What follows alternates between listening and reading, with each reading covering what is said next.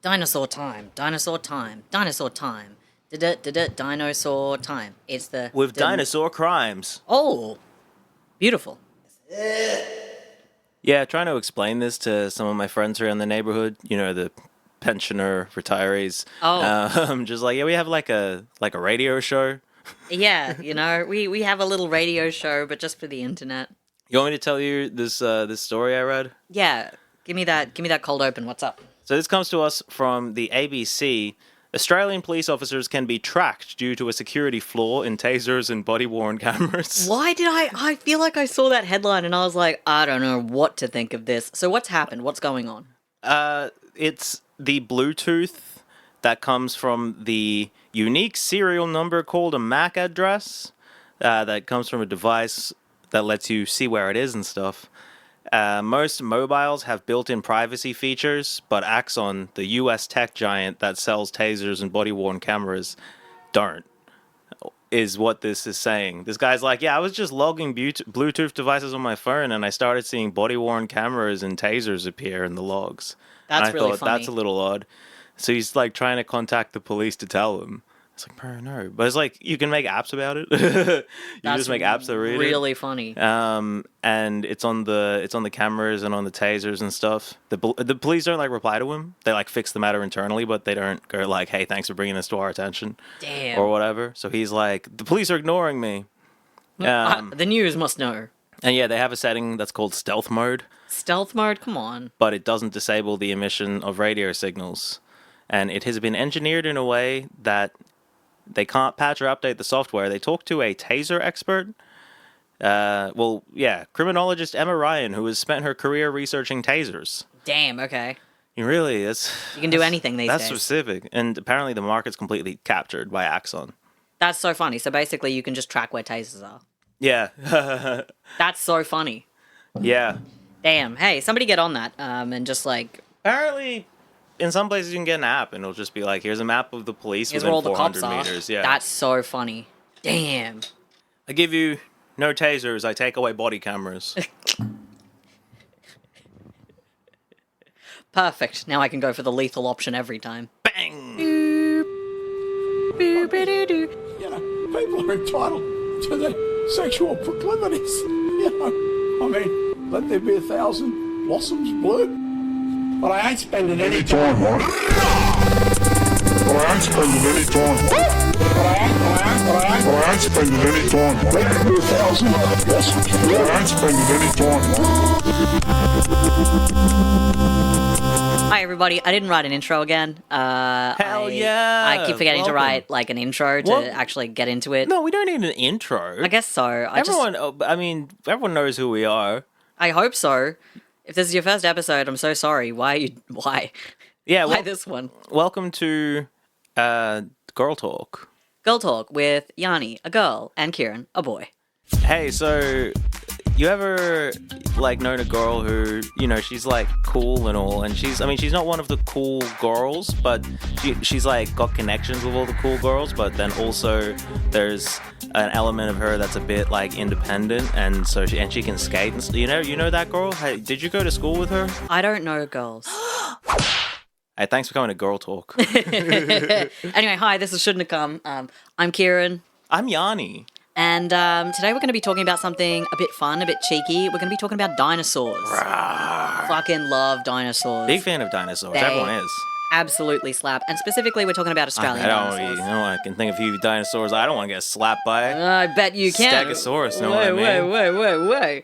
So, the reason I wrote this episode is because last week there was an article from the ABC about Muttaburrasaurus. Muttaburrasaurus.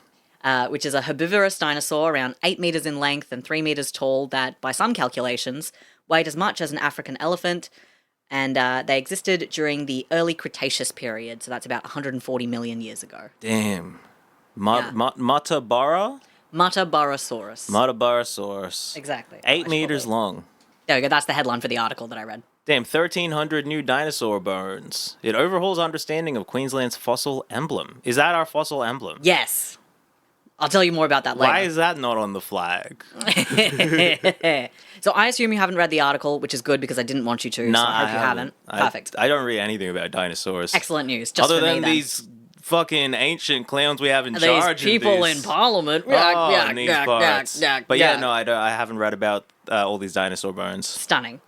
So I was so excited to see dinosaurs in the news that I immediately decided that I have to tell you about it. I have to look into it. We have to do this. And I'm not necessarily like a dino freak. Like, there's a lot about dinosaurs that I don't know. No. I kind of You're a dino geek. I'm a dino geek. I kind of capture dinosaurs in my head mentally in the way that I like categorize all creatures, where I'm interested in this beast. Yeah. I don't know everything about it, but I just think they're really neat. Yeah. And I like to know more about them. And you like to know some of the highlights, and I love the highlights. Whenever there's an opportunity to learn more about them, you take that. It. Yes, I'll take the when opportunity. When it comes up organically in your life, it's like, this is perfect. I would love to learn more about this beast. Exactly that. Yes.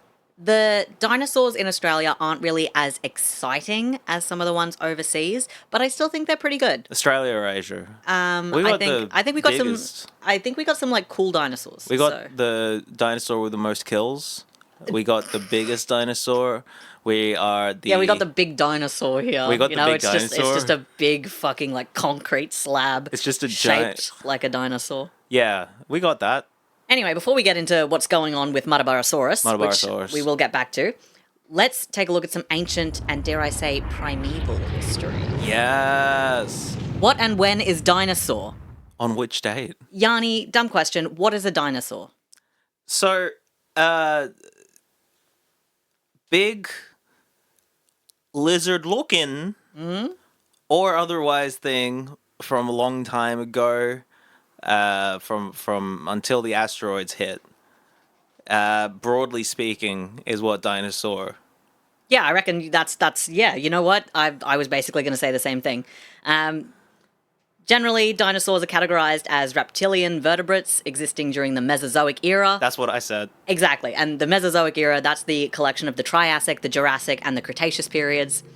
They lay eggs, they can be quadrupedal or bipedal, or they can go between both, and some are capable of flight. There are two major branches in their genetic tree, that being avian, or Saurischia, meaning lizard hip. Nice. And non-avian, Ornithischia, confusingly meaning bird-hipped. So basically, Saurischia are the ones that birds come from. Right. And they're the ones where their legs are under them, kind of. Is that what the hips are talking about, where the legs kind of come out of the body? They're talking about, the ones that are lizard-hipped. Yeah. So they look like, you know how lizards are with their legs that come out? Their legs come out of their sides. Kind of, yeah. Those ones are what become birds, whereas the bird-hipped dinosaurs do not become birds. So before the link was drawn between birds and dinosaurs, right? This is something that archaeologists looked at just coincidentally. They were like, well, these look like the hips of lizards we have today, and these hips look like the ones of birds we have today. The bird-hipped dinosaurs do not become birds. The lizard-hipped dinosaurs become birds. And the bird-hipped dinosaurs die out. Are the ones that die out. Yeah.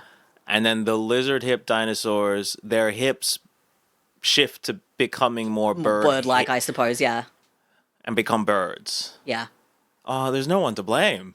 No, it's just it's unfortunate. Yeah. I really want to get mad at someone, but like everyone was what doing can you their do, best. right? They left it out there. Nobody knew. Nobody knew. They can't have been expected to. So these categories are super broad, like the avian, non-avian categories. For example, like Tyrannosaurus, the bipedal carnivore and arguably the most famous dinosaur, was a Saurischean, so a bird-hipped dinosaur. A lizard-hipped dinosaur that became birds. Right. A bird precursor. Exactly. Alongside the Apatosaurus, who are quadrupedal herbivores. They're the ones with the really long necks. Yeah. So them and Tyrannosauruses are both lizard-hipped and will become birds. Right. Whereas Triceratops and Stegosaurus... Love them. They're both bird-hipped dinosaurs that will die out and not turn into birds. Right. So, okay. I mean, it's... Like, the terminology obviously makes it... A little tricky. Like, I'm already, tricky. like, saying the wrong thing confusingly and then being like, no, wait, sorry, it's bird-hipped.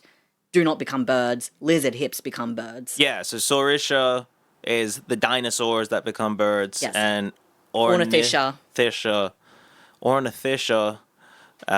Horny fisher. And they... So, and they're like the Stegosaurs. Yes. Big herbivores are these bird-hipped ones. Well, not even uniquely, because the Apatosaurus, which is also a big herbivore, also it's like random, right? Yeah, like yeah, it's yeah, and it yeah. is it's a descriptor based on the shape of the hips At the time. at the time, which is like, this is how we can look at these bones, knowing Yeah. fuck all about them, and be like, Yeah. okay, well, some of them look like this and some of them look like this, so we can just Yeah. kind of fucking split that category. Men and then are it goes into a obsessed with the hip million. gap. Men are obsessed with hips, but then it goes into like a million different other like Yeah. categories, like, oh, these ones are this type, these ones are this Yeah. type, these ones are this type, you know. In some cases there's convergence between Yeah. the two things where they both develop feathers or whatever, Yeah, but they have exactly. feathers for completely separate reasons or whatever. Exactly that. Damn, yes. that's crazy. It's pretty nuts. Anyway, so a follow-up question for you on that, Yes. which you've also kind of already answered, but when did dinosaurs roam the earth? When did Dinosaur? When did Dinosaur Tell me. through the window of that car Oh, no. with Dodi Fayed? Oh, Mike, don't say that. Dinosaurs were like millions of years ago. Yeah, I guess I've already been like, oh, it's in the Mesozoic era. Yeah, you know, yeah. You got Triassic, the Jurassic, Mesozoic, Cretaceous. You got the Jurassic 5. Yeah.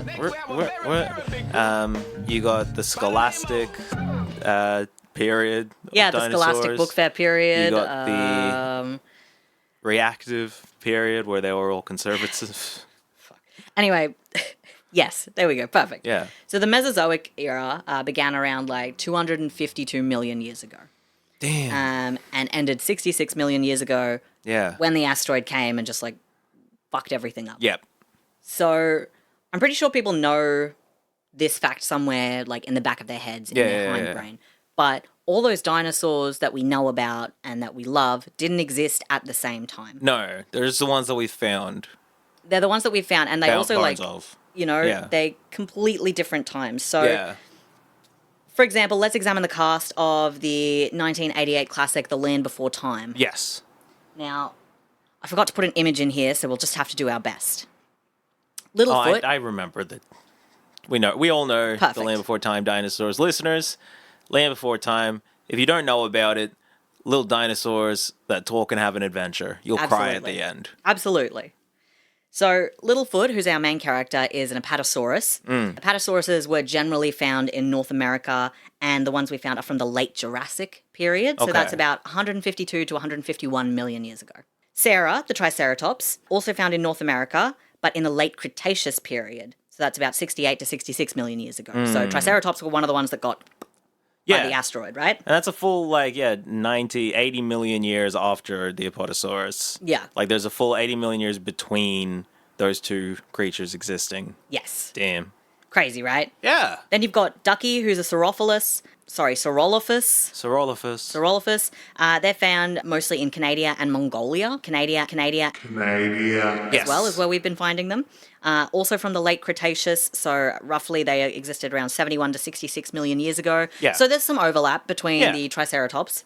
Then we've got Petrie, who's a pteranodon, Pteranodon. which is not a dinosaur, by the way. Oh, I mean, what is it then? It's just another thing.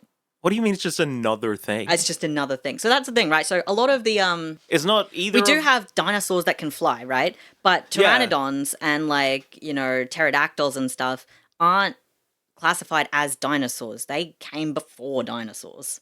Oh, so there's dinosaurs that can fly, and then there's pre-dinosauric flying creatures that are still extant, that still exist during the time of Yeah, they're just like a dinosaurs that separate can form fly. of reptile that Whoa, evolved, right? Like so far ago. Yeah. Damn. Okay, so and they just stuck around. Yeah. I mean, And they evolved in their own way. Yeah, exactly. But they all like coexisted. Yeah. It's crazy, right? That is crazy. So, out of all the flying dinosaurs, they have nothing to do with birds. Yeah, pretty much. There's no link whatsoever. Like those guys, absolutely not. Those are just Absolutely not. Like the pteranodons and Yeah. such. Yeah. pretty fun, right? Yeah. Damn, Patrick. Anyway, so they, again, have been found in, pteranodons specifically have been found in North America in the late Cretaceous period. And that was, the ones we found have been in between 86 to 78 million years ago. Yeah, okay. So even though it's late Cretaceous, is not within the same span as the Triceratops and Which is also late Cretaceous. Saurolophus. Don't Yeah. forget, folks, the late Cretaceous period is 20 million years. Yeah. It's like a long period in total. You know? Well, it's actually more than that. the late Cretaceous, but the Cretaceous period itself, I think, was one of the longest sections of the Mesozoic era. I think it ended up being like 140 million years or something. It's actually just massive. So you've got There's so many. there's a lot. Holy shit. Yeah, anyway. Then we've got Spike, the last to round us up for their outcast. The Stegosaurus. So again, mostly found in North America, but we have found Stegosaurus in Portugal as well. Fun fact. Interesting, right? That's the opposite side of famously. But also... Also, Stegosaurus is from the late Jurassic, so that's 155 million to 145 million years ago. So they've been around, Stegosaurus. They've been around. So that means that Littlefoot and Spike could have theoretically lived at the same time. So that's Stegosaurus and Apatosaurus. And even in the same place. Even in the same place. North America. You know? Tiny little location. Tiny little place. Same with Sarah and Ducky. They could have lived at the same time, also in North America. Petrie's totally out, just doesn't exist at the same time as anybody. Doesn't matter, he's not even a dinosaur. He's not even a dinosaur. And it's an often tossed around fact in dino circles that humankind is closer to the Tyrannosaurus, which is like 66 million years, than the Tyrannosaurus is to the Stegosaurus, which is at least 76 million years between examples of fossils that we found, which is crazy, right? Yeah. Like, someone told me, I think, was it on this podcast? it was Beth, and she also was confused. She said, because it wasn't Cleopatra closer to the Tyrannosaurus than we are to Cleopatra? Yes, but it's we're closer to the Tyrannosaurus, and I guess Cleopatra is closer to the Tyrannosaurus than the Stegosaurus is to the Tyrannosaurus. Yeah, you can use Cleopatra in that. You can still use her, like. I guess, if you want to. Thanks, Beth. Yeah. Anyway, so I'd like to give a bit of context on what Australia during the Mesozoic era was like. Yeah, what are we doing down here? Are we down here? Well, we're still down. We're still down. Are you down? So I've got up here on the screen a couple of maps. So we've got Pangaea, and we've got the split of Laurasia and Gondwana. I love Pangaea. Looks crazy. I know, right? So sick. Yeah. You can kind of see, I've mapped out, there's the countries and stuff you can see all there, which is pretty cool. Oh. Did you color those? No, I didn't. I don't know why I said I did it. Just to sound more fancy, I guess. I'm like, I've actually put in a lot of work into this. You'll see my shittier maps later. Yeah, hell yeah. Yeah. All right, so at the beginning of the Mesozoic era, roughly 252 million years ago, Australia was part of Pangaea, a gigantic single landmass that would later split into pieces and become the continents that we know today. Yes. Around 200 million years ago, a chunk of Pangaea broke away and began drifting south. This new landmass is known as Gondwana, and it will later go on to become Australia, India, Sri Lanka, South America, Africa, Antarctica, New Zealand, etc., etc. Kind of like the middle to southern Hemisphere. Continents and countries, right? Yeah. So the Triassic period, which is the first chunk of the Mesozoic era, is when we start to see the emergence of dinosaurs as a species. So other than those guys, we also see primitive mammals, pterosaurs, like we were just talking about, that look like flying dinosaurs but just aren't dinosaurs, categorically. As well as lots of action in the ocean with fish, sharks, crocodilians, and some of the ancient sea-dwelling freaks. So like the plesiosaur, which is what people think Nessie is, and the ichthyosaur, which is basically a big, whale-sized, dolphin-looking thing but with sharp teeth. So after the Triassic comes the Jurassic, starting around 201 million years ago. Gondwana is starting to break apart as well, but it's still kind of still got big chunks of it together. Yep. And we are seeing increased dinosaur activity globally. Yep. There's still lots in the sky and the ocean as well going on, but we won't focus on that. Yeah. I can't see up there. Exactly. Following the Jurassic period, we get the Cretaceous period, which starts roughly 146 million years ago. Gondwana is still mostly together, but we are seeing increased separation. Yeah. Australia at this point is connected to Antarctica, South America, and New Zealand. But mostly Antarctica is what I'm seeing here. So this map that I have here, this is kind of a distribution of some of the fossil record across these, which is evidence that Gondwana existed as well, right? And the time periods. Yeah, you find the same fossil in this part of the world and this part of the world over and over again. You go, these have to be... It's more likely that they were connected than a land bridge. Exactly, And then, basically the last ones that Australia is connected to is some of the islands that we've got. Antarctica and Australia were connected up until quite recently. Yeah. It's one of the last, I think, holdouts for Australia is being connected to New Zealand and to Antarctica. Man, there's something really beautiful about, how well Australia fits on that part of Antarctica. Right. I never really thought about that. But also just these two great southern lands. That's not what I meant. Damn. These two large land Great masses southern land. just like holding on to each other. Yeah. And then, like, before anything resembling a person walked anywhere, just like saying Absolutely. goodbye for hundreds of millions of years. Yeah, and as they slowly drift off, you know, Antarctica. So Australia originally is a lot further down where Antarctica is, like, in modernity. Yeah, Australia's all the way at the bottom of Exactly. Gondwanaland. And by bottom, I mean it's like south on a globe, but Yes. like it's all the way at the bottom, pointing All the way off. down. Yeah, and like It's the arse it's- end of Gondwana. Exactly. And it's not like polar weather yet down there, right? Because everything's still moving around. Nothing's really like the poles aren't like Arctic, Antarctic, cold poles. Yeah, because right? that takes like a long time to happen, and it's probably warmer. Yeah, it's warmer, it's like wetter and stuff. It's still it's not as warm, like it's colder, but it's not like icy Yeah, that. It's not snowy and stuff Yeah, like that. yeah. You can walk around on it. Exactly. Like these two lands were both basically still like very habitable. Like Yeah. Antarctica was fully habitable. Yeah, and it was seems habitated. more so than Australia would have been at this Yeah. time when we're talking about life as we know it. Life as we know it. Also, fun fact, Australia also had an inland sea. Bob Cowder's gonna be so happy. Yeah. Aromanga Sea. Yep, that's it. The Aromanga Sea, which basically flooded the Great Artesian Basin. So, as you can see here, you want to Yeah. describe where it's covering? Yeah, so the big pointy bit, Cape York? I think so. Yeah, the big pointy bit in Queensland, all the way to pretty much where Queensland meets the Northern Territory. That's a big sea inlet, and then it expands out to where it's covering basically like a third of the country. Yeah, like it's massive. It goes most of the way out to Alice Springs. It takes the top right-hand quarter of South Australia, big chunks of New South Wales, all the way out to Brisbane. Basically, you could get on a boat a few hundred kilometers inland from Sydney and take it all the way out pretty easily to Cape York or Brisbane or the Northern Territory. You could take it most of the way to Alice Springs. Yeah, like it's fucking huge, right? Arrow fucking humongous sea. Exactly.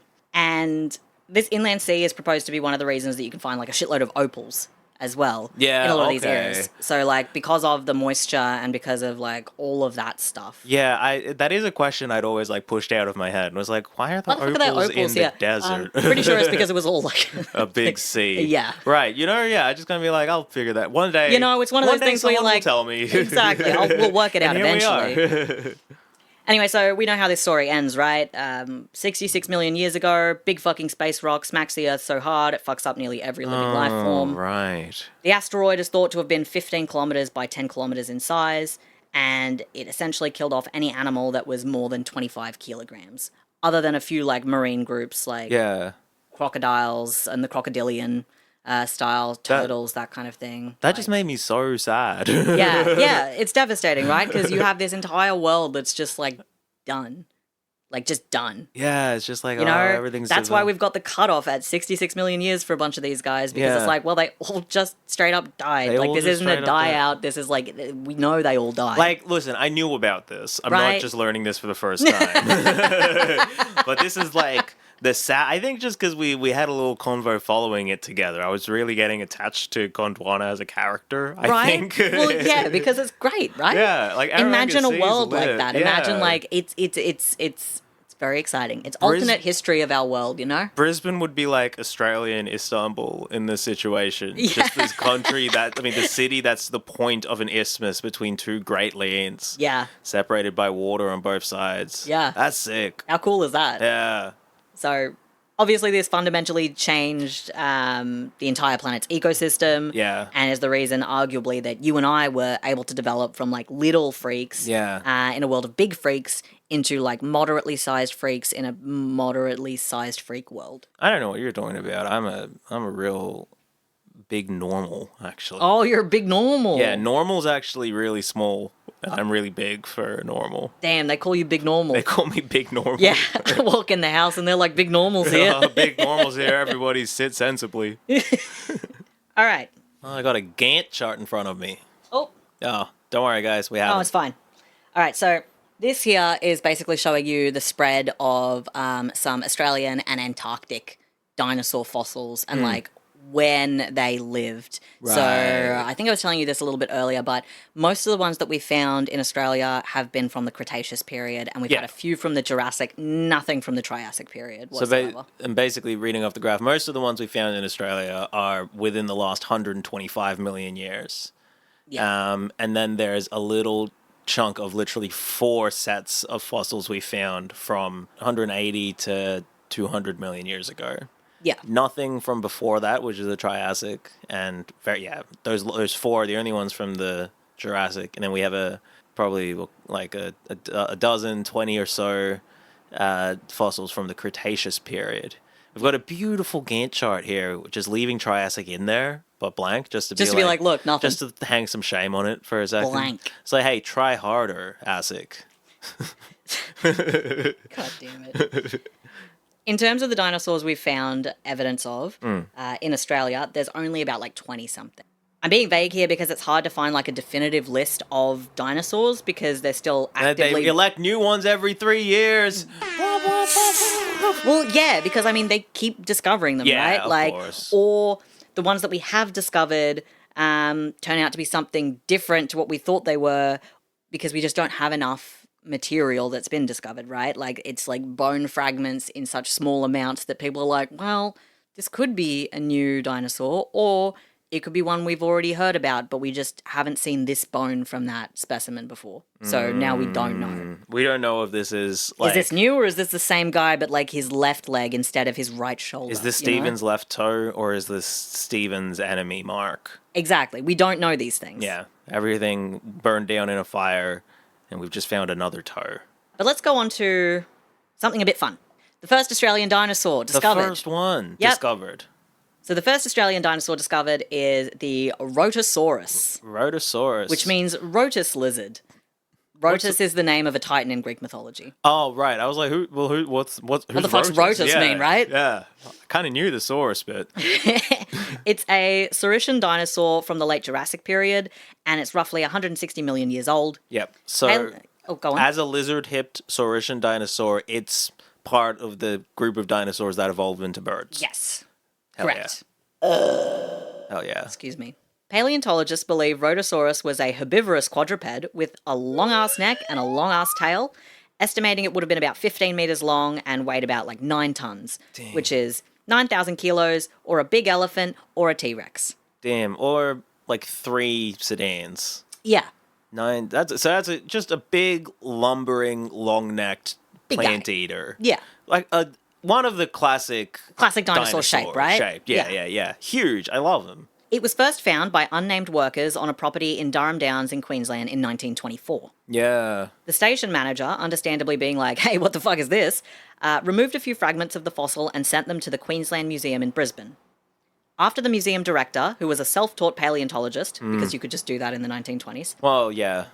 investigated the site, it was confirmed as Australia's first discovered dinosaur. Yeah. And cool fact about this dinosaur, a bunch of little bits of bone fragments have been removed from the original discovery site over the last, 100 years. Since its discovery, we keep pulling out more bits of bone from the site. So, the whole fossil wasn't fully extracted. We don't have a complete Rotosaurus. We have most of a Rotosaurus, and we keep finding little extra bits when we go back to the site. Yeah. I think even, in, the 2020s, we've gone back to the site and been like, oh, here's a dozen more little fragments that we little found. bone fragments of this giant... Of this big guy. Yeah. And keep that in mind for later. But right now we need to talk about the museum director. Yes, we do. Self-taught paleontologist. Yes. Heber Longman. Heber Longman. Yep. His full name is Albert Heber Longman, though he preferred to be called just Heber. And he was born in England in 1880. At 22, he immigrated to Australia due to his poor health, because he had, weak lungs, and I guess London was He had stinky. London disease. Yeah. And he went to set himself up in Toowoomba, Queensland.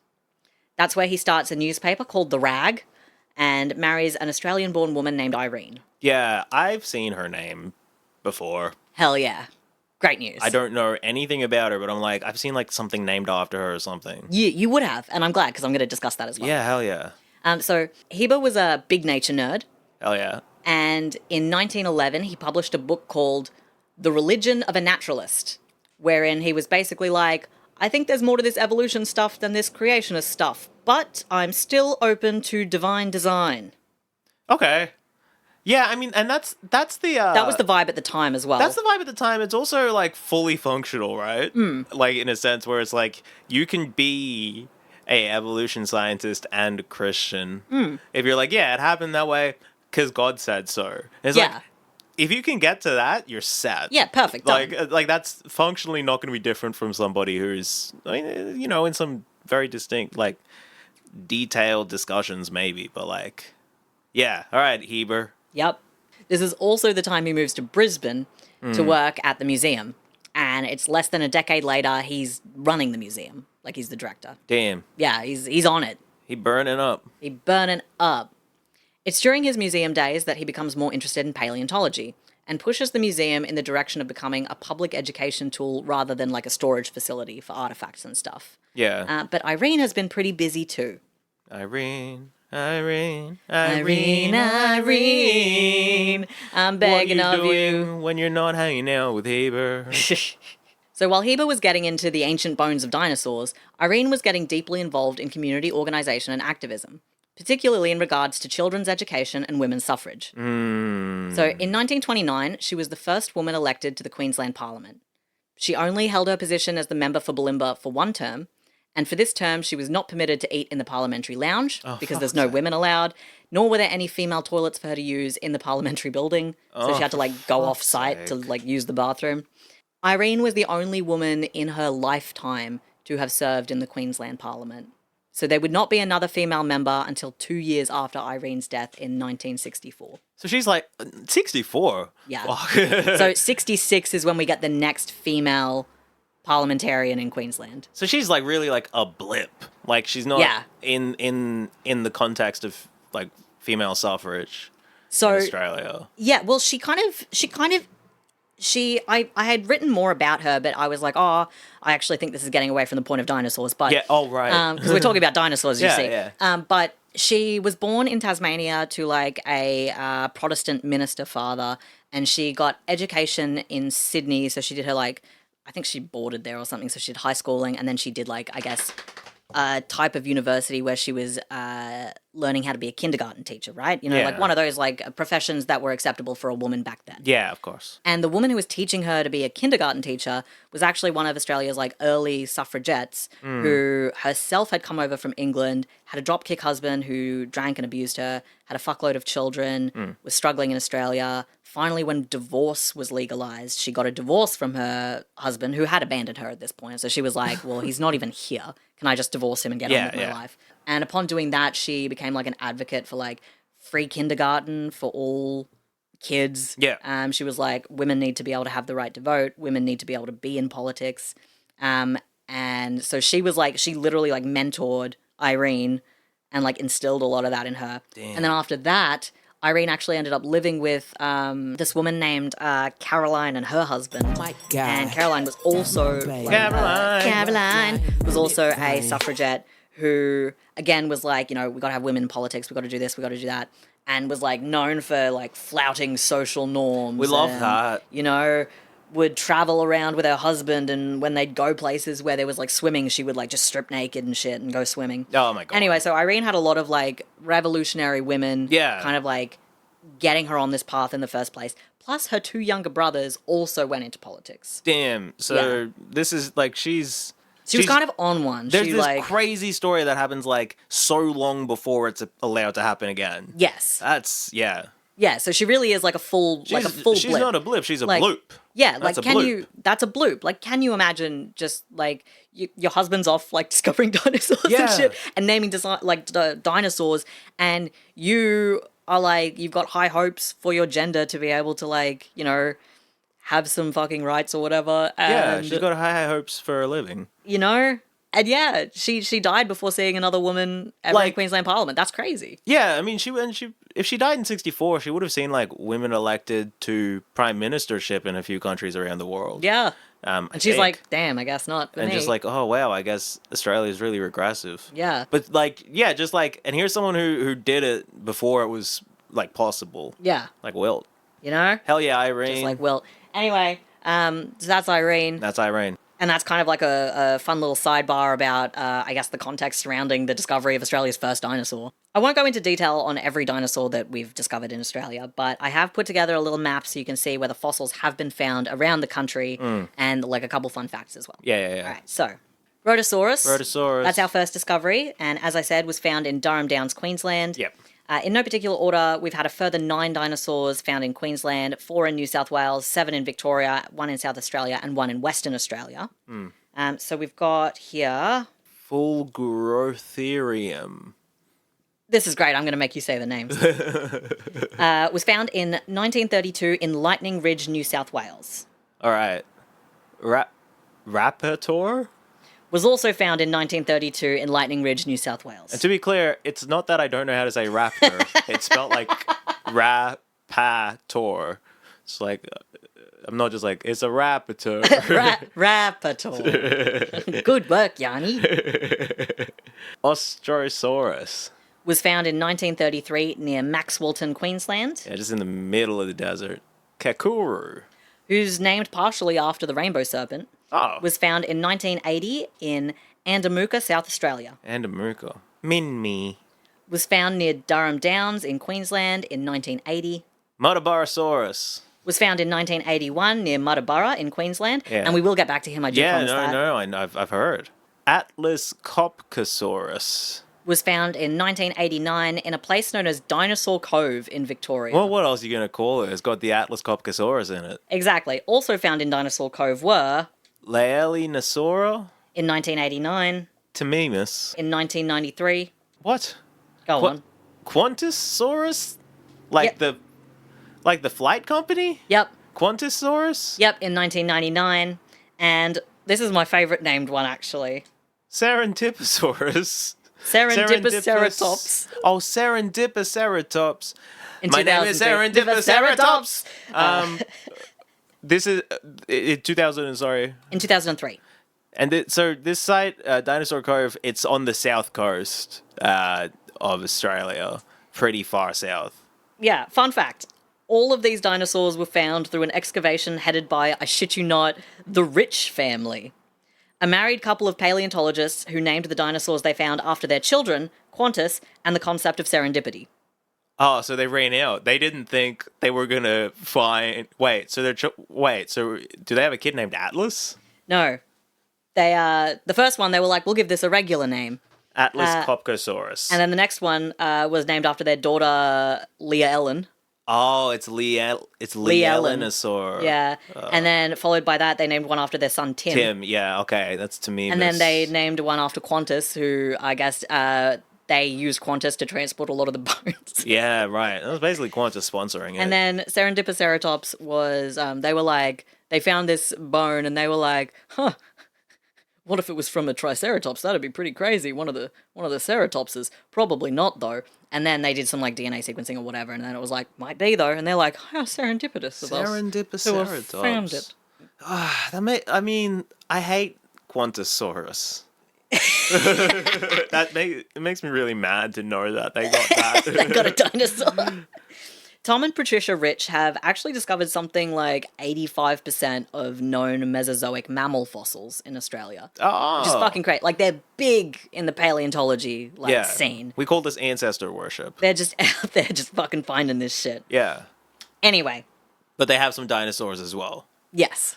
Ozraptor was found in 1966 by high school geology students on an excursion in Geraldton, Western Australia. Yeah, just on the Western Australian coast, about a third of the way up the country. Australovenator? Australovenator. Diamantinosaurus. Winton a Titan? Yeah, were all found in 2009 at a site near Winton, Queensland. Fuck off. The Titan of Winton? Shut up. Kunbarasaurus. Was found in 2015 near Richmond in Queensland. Savannasaurus. Was found at the site near Winton, Queensland in 2016. Dilovicursor. Was discovered back in Dinosaur Cove in 2018, not by the Rich family though. And then the Weewarasaurus. And... Fostoria. Not like Foster's bear, right? were both found at Lightning Ridge in New South Wales in 2018 and 2019, respectively. Okay. Gallinosaurus. Like gallon. Yeah, I think Yeah, so. all right, Gallinosaurus. Was the most recent dinosaur found at Dinosaur Cove in 2019. And finally, we have... Australotitan. The Titan of Australia. Yep, was discovered in 2021 at the same site near Winton, Queensland that I've already mentioned. The Titan of Winton and the Titan of Australia and the Australia Love Nader. Exactly. So, what do you reckon about this map? All right, Like, so, describe what the situation is in terms of like the congregation of these dots. so for one thing, they're mostly inland. Other than most of the dots are inland. A lot of the dinosaurs, because of how many are at Dinosaur Cove, are on the coast in the Ozraptor. Most of the dots are in the what is currently the Great Inland Desert. A lot of Queensland, a lot of north. I mean, middle of Queensland. Few hours in from the coast in a few places. It's, I mean, a lot of places about 600 kilometers from a capital city. Yeah. And like a lot of these areas, right, where these dinosaurs have been found are like pretty concentrated. Yeah. Right? Like, there's basically one main site in Victoria. Yeah. There's the Queensland sites, which are all relatively local to one another. Yeah, Like, they're they're not quite like close to hugely each spread other. out or Yeah, anything, yeah. right? And then the New South Wales, South Australia, and W Australia all have like one site apiece. They're an independent site that's... the WA one really sticks out. Yeah, it's Also all the way because- out there, right? I mean, it's all the way out there. It's the only one even in that half of the country. But it also, the story of it being found sticks out. It does seem like many of the rest were found intentionally Yeah. as archaeological or whatever paleological sites, or by people looking for them. Or in the case of like Rhedosaurus, I guess they were just like doing something else and they found dinosaurs, like construction or whatever. Yeah, like a lot of the earlier finds, I would say, like, in terms of if it's from before the 80s, it was Yeah. probably found by accident. Yeah. If it was after the 80s, they probably tried to do it They on tried to find it. purpose, But you like know? Ozraptor really stands out as being like not even like completely by accident. Yeah, Like by I some kids. don't think they've done, like, here's one of the things as well, right, that I wanted to mention is the reason we don't have that many Australian dinosaurs, and the reason I can't really tell you too much about, like, perhaps what they looked like and everything, is that the fossils that we do have are so limited, because these are the Yeah. only places that have had them found, right? You could fit all And a lot of it is because these are the yeah. only places that have been excavated and investigated. Yeah. Right? Like, they just haven't been those kind of, like, investigations into what is there. Yeah. Like, this is stuff that's found accidentally, or, someone finds a fossil and then everybody goes, okay, cool, we'll put the funding into Yeah, into that excavating site. this area Yeah. to find more. Because otherwise it's a massive shot in the dark, right? Yeah. You're just going to pick somewhere in this massive continent You know, and just a be lot of like, it's all gonna right. be empty anyway. Exactly. And you So- say that they find lots of like mammals and stuff. Exactly, So it's also hard to find dinosaurs, obviously, because they're so fucking old. Yeah, right? they're from so much older. Exactly. Now, going back to these sites, there's something very unique about the South Australian site and the New South Wales Lightning Ridge site that I have been dying to tell you since I found out about it. All right, So come I'm on. really excited to tell you about it. Okay. I've tried to superimpose the Eromanga Sea I can see it over really well. these locations, A right? lot of these locations are near the coast of the Eromanga Sea. Yeah.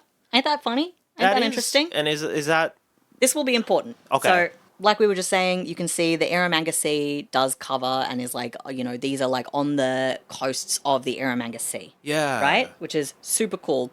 And like I was saying before, the Eromanga Sea is one of the reasons suggested that Australia has a lot of opals, right? And this might also explain why the fossils at Andamuka and Lightning Ridge have been fucking opalized. Oh my god, that's so fucking sick. So what's happened? Has the opal merged? There's with- opal in the fucking bones! The opal's growing in and around the bones, so that you then get bone-shaped opal. Yeah. But Opal dinosaur bones. That's crazy. So Holy you shit! can- That one up top looks like these look like levels in a interstellar game of some sort. They look fake. Yeah. Like, I'm That's kind of obsessed. So, like, sick. you can see pictures of these online. Like, I encourage you, if you're listening, to go look up opalized fossils because Wow. they look like bones with opal inlaid into them. Like, Yeah. it was just always a part of the creature. Some of It's them look fucking like sick. like they were opal creatures completely, and then some Yeah. of them look like, I don't know, like someone's got an opal infection. Yeah, you got a case of opal. Yeah, your marrow is all turned into opal. Yeah. I also recommend you can also go to the Australian Museum website and they have 3D models that you can rotate hell yeah. around and have a look at Have a these look at the bones opal and see all the bones. opal bones and stuff. Oh, It's so fucking sick. that's It's so sick. metal. When I I'm really die, impressed. I want you to opalize my skeleton. I'll- It's so fucking look, cool. if we I have don't care that how you power have to do it. If you have so, to recreate an inland sea for it, that's fine. I mean, look, I'll talk to Bob. So this opalization is something unique to Australian fossils. Like, apparently we've found dinosaurs, mammals, reptiles, plants, anything that can be a fossil, we have been able to find, like, opalized examples of it. Yeah, It's insane. I'm seeing some opal shells. Yeah. Yeah. Yeah. So how opalization works is way beyond me. I tried to look into it, but it was like, well, the presence of silica and then hardening and then also something else. And I got confused. But essentially the idea is that the silica, like, I think it's pressurized silica creates opals. Yep. So when these animals like die and their bones and bits and stuff get like buried under sediment, if there's silica in there, as the body erodes and the silica forms into those spots of erosion and gets pressurized, it turns into opal in the hollows of parts that have been eroded, I think. So it's like the dinosaur is an oven. Yes. And the dinosaur bones. Or the dinosaur bones chambers. are a mold, right? Like, the bones of the dinosaur become a Mold. mold. Oh my god, this for is like the epoxy- resin pore of epoxy resin pore. yeah, of opal of, basically. of like geological timescale. Yeah. It's the process of pouring melty plastic into a mold, but it's opals. Yeah, That's crazy. and yeah, so that's as well as I can do with the science. I was trying to read about it. I checked out mentally. But like some consequence of how that sea works means there's a lot of silica there. Yes. Yeah, okay. And that whole thing has happened. Okay. But the fact that I checked out mentally when learning this actually means I probably have something in common with the original paleontologist that uncovered the Muttaburrasaurus. Muttaburrasaurus. So let's segue back into the Muttaburrasaurus. We've been talking about it. We have. All right, so Right, so analysis of 1,300 new dinosaur bones overhauls understanding of Queensland's fossil emblem. exactly. So this is the article that inspired this whole episode and Yeah, my research that's where we into started. the Muttaburrasaurus and into dinosaurs in Australia in general. Yeah. And the opal bones, which I fucking love so much. They're like, sick. So much. Very happy to have learned about the opal bones. Okay, so let's go back a little to 1963.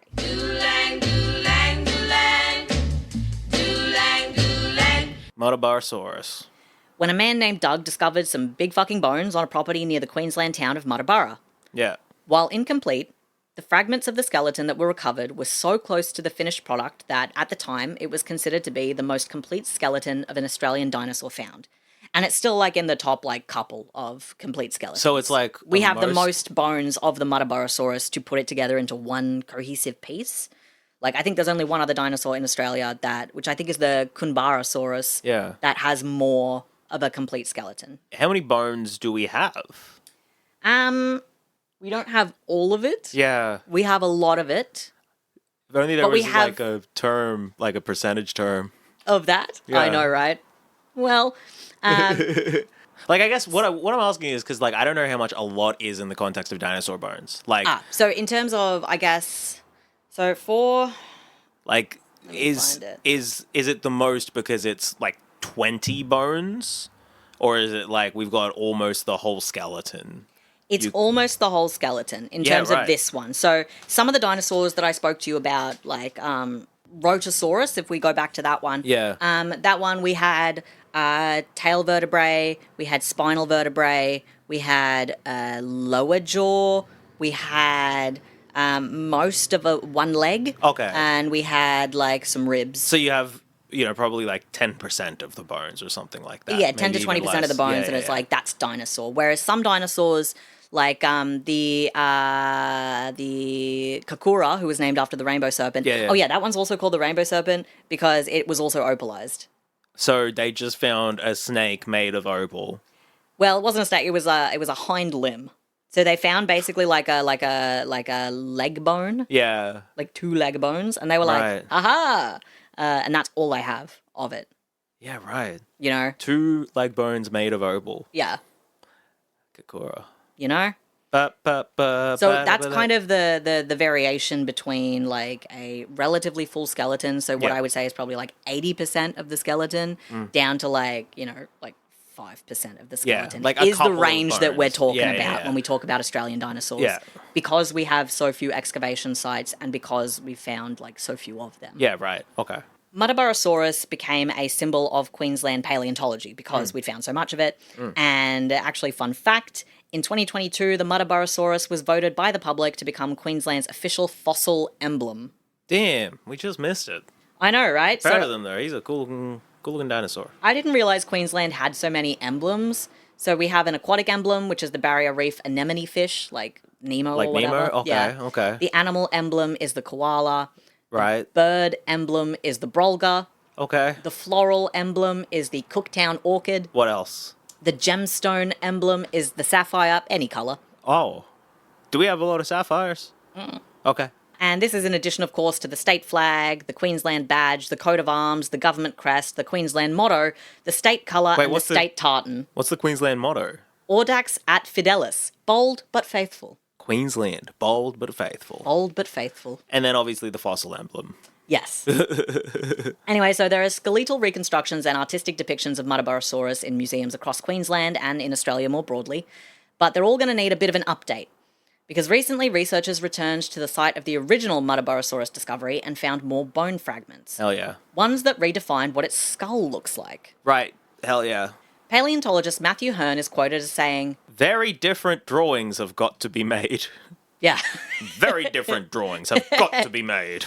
So he goes on to describe the way the muzzle of this dinosaur looks quite different, even Yeah. noting that some of the bone fragments he discovered actually clicked into the original skull that they'd found. Oh, that's sick. Like, He's like, I found the it just spot. like fits straight in, and he was like, well, fuck. Oh, That's just more of man. it. It's going in a different direction than what we thought. Yeah. Because like this, do you want me to describe it? At any Yeah, point? I'm just about to Oh, be no, like, yeah, cool. I've got these images for you. So the first ones are the previous understanding of how Muttaburrasaurus would have looked, and the Yeah. next ones I show you are going to be how we believe he looked now. He actually so looked, if you want to describe This what is we've got like here. a classic mid-scale dinosaur. You've got big body. Well, we're talking about the head. Yeah, pay It's- attention to his face. It's coming, you got a fairly long neck and then a big kind of beak coming out of the top of its head. I've seen dinosaurs that look like this depicted before. Yeah.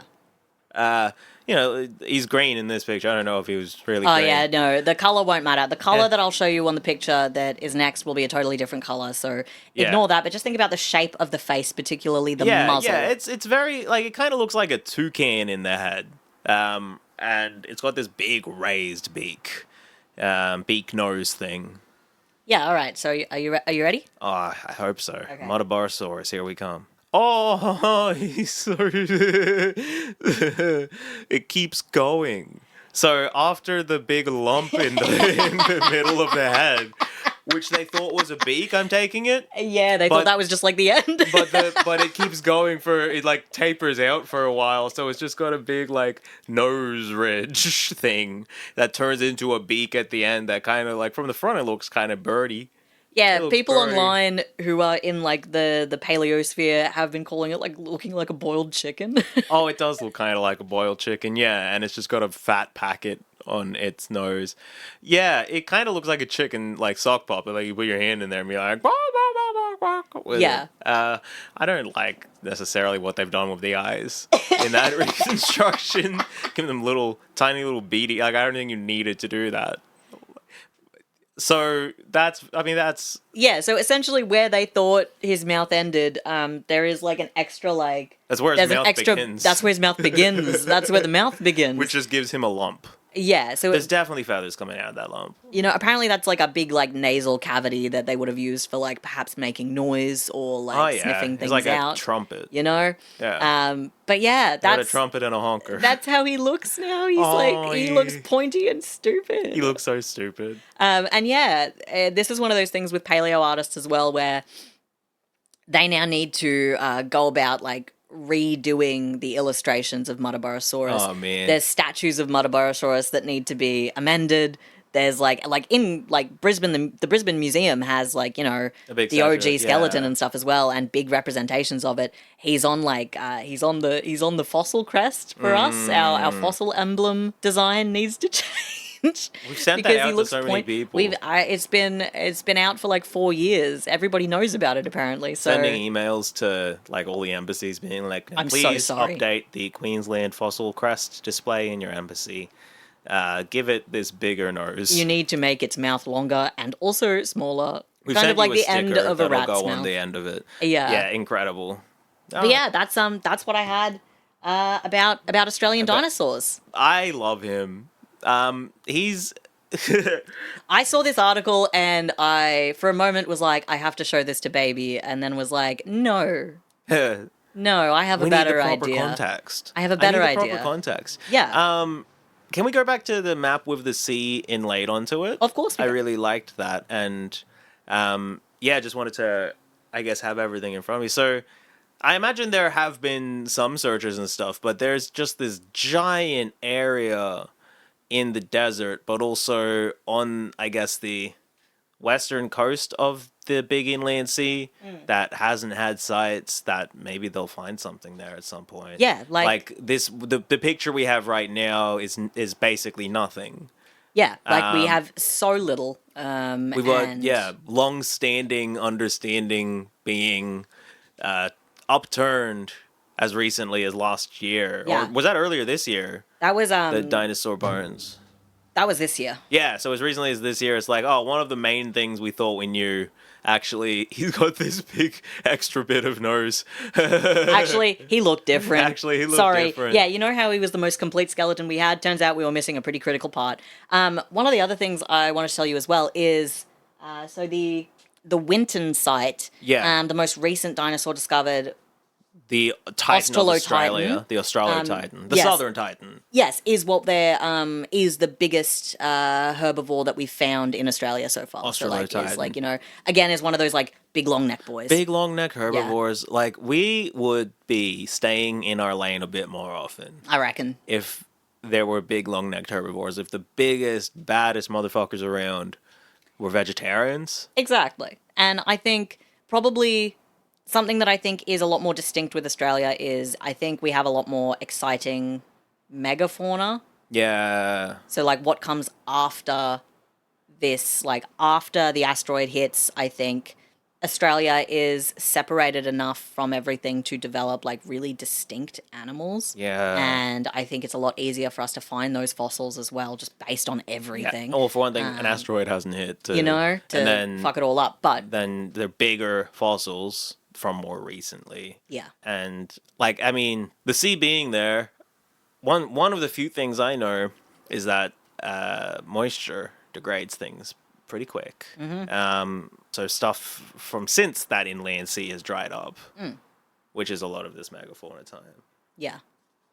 I'm very tickled to learn about the Great Inland Sea, and I'm excited. Like, I'm excited to see what new dinosaur bits get found. Yeah, because there'll surely be more. Again, we've only got debatably 24 or 23 dinosaurs discovered here so far. And it answers, I guess, a question that I had about like the opals, and just like, you know, I don't know much about opals, but I'm just like, opals are in the sea. Why are these in the desert? Oh, there's a reason.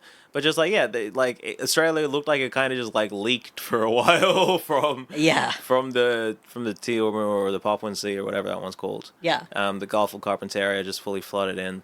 Like, hey, let's do it again. Do it again. Let's Why not? do it again. Make it happen again. But like, yeah, there'll be more understanding about the ancient like geography of the place, which I find really fascinating. Yeah. I imagine that the shape of this and the impacts it's had, the extant impacts it's had, like obviously opals is one thing, but that's deep in the ground, but there's probably stuff about the land on top that's different because there was a sea here. And Absolutely. Like, there's going to be layers of sediment that are just like completely out of place. Yeah. You would imagine looking at a desert and then being like, why the fuck is there so much salt here? Yeah. We should go to the Winton site. That'd be pretty sick. Yeah. Or maybe just to the Rhedosaurus site. It's much closer. Yeah.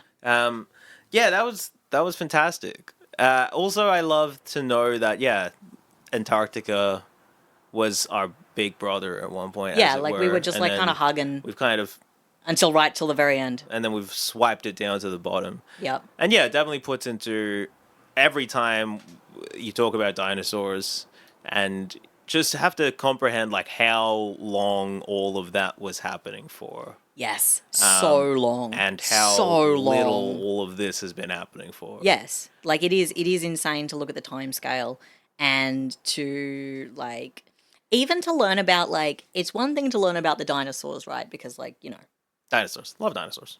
it's crazier to me at least when I was looking stuff up to learn about like the animals that were before Yeah. the dinosaurs, like pre-dinosaur reptiles and stuff that were like somewhat mammalian as well. Like, which is also crazy. Like they do defy a lot of the perhaps presumptions we have about the About biological delineation norms, between species and types of animals. Yeah. It's just so interesting. It was really, really interesting. And I was like, damn, that's crazy. Yeah. I mean, I never even think about, like, when I think about pre-dinosaur animals, in my head, it's kind of like, yeah, fish, dinosaur. There was so many like land creatures I mean, right there's before what, like, dinosaurs. 800 million years or something. Yeah, it's Time. it's Yeah. nuts. It's nuts.